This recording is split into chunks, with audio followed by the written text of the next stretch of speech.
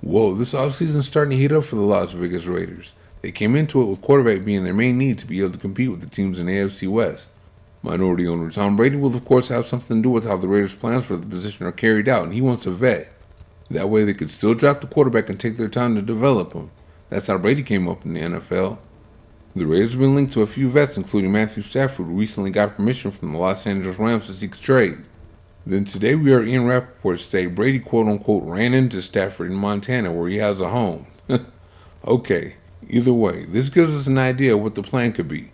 Recruit Brady, because this is huge for the Raiders, for now and in the future. Part of the first part of the plan happened yesterday with the re-signing of Isaiah Palomar. We've heard new head coach Pete Carroll sing about running the ball and playing defense since he got the job, so they got to bring their defense back. Palomar is a really good re-signing. He enables defensive coordinator Patrick Graham to do all the different things he does with fellow safety Trayvon Merrick with his own versatility. He can play on the back end when Merrick is in man coverage, etc., etc. We heard yesterday at the Combine presser as well as before that the Raiders are going to do all they can to bring back their impending free agents from their defense. We obviously have no clue how all that's going to work out, but it means they at least want to bring back Merrick along with Nate Hobbs, Divine Diablo, Robert Spillane, Adam Butler, and Malcolm Kuntz. Oh, and of course Crosby gets his new contract since all the guaranteed money from his current contract has run out. Graham just resigned himself, so they're trying to give him all the tools he needs to succeed. If they actually bring everyone back, we'll see them perform the way they did the second half of 2023. We got to keep track of our free agency tracker when free agency starts. Acquiring Stafford and signing their own free agents on defense sounds good. I hope it works out like that. Then in the draft, the Raiders can address the run the ball part of the run the ball and play defense. They can get Ashton Jonty, who for my money is the best player in this draft. Abdul Carter may have something to say about that, but he's not going to be there at number 6 overall anyway. I wholeheartedly believe Jonty is worth the number 6 overall pick as he is truly gifted. He has great vision and patience and fits the power gap end zone scheme. His power and contact balance enable him to break tackles at will. He has the ability to make guys miss too, making him that much harder to tackle. And to top it off, he has the speed to take one the distance from anywhere on the field.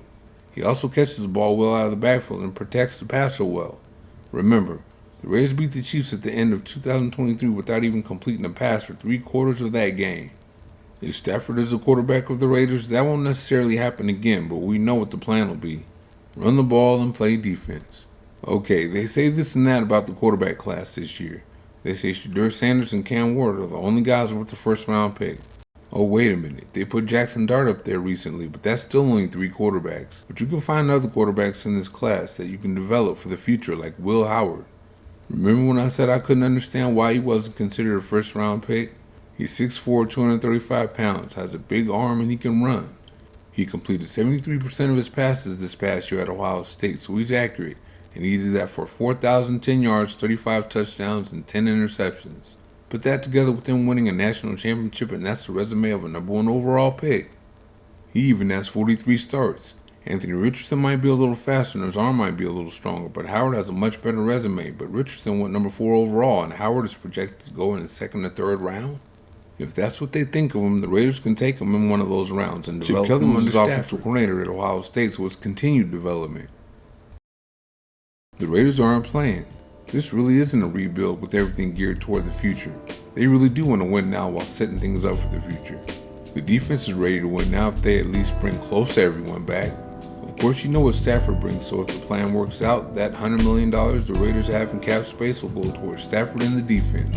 From there, the Raiders can draft Genty and a couple of offensive linemen. They're good to go for running the ball and playing defense.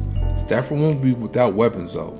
He'll have a generational tight end in Brock Bowers and a deep threat in Trey Tucker. It's time for Tom to recruit. Oh, I guess that's what he's doing by quote-unquote accidentally running into Stafford in Montana. Thank you for watching. See you next time.